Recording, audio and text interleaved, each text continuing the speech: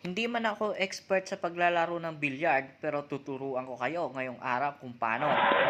Bale, ito ang tamang paghawak ng tako.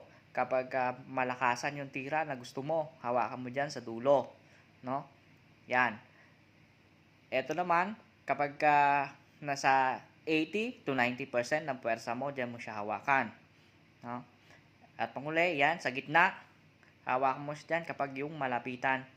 So, eto, papasukin natin yung isang bola doon sa center pocket, no? Ayan, combination yung gagawin natin dyan. Yan, medyo mahirap talaga kasi medyo may kalayuan, no? Sa combination yung gagawin natin. So, ganito lang. Ganito lang kasimple yan, no? Panoorin nyo na lang. Yan! Dahil mahirap, damputin yung pato. Tapos ilapit nyo. Yan. Tira. O, di ba? Pasok.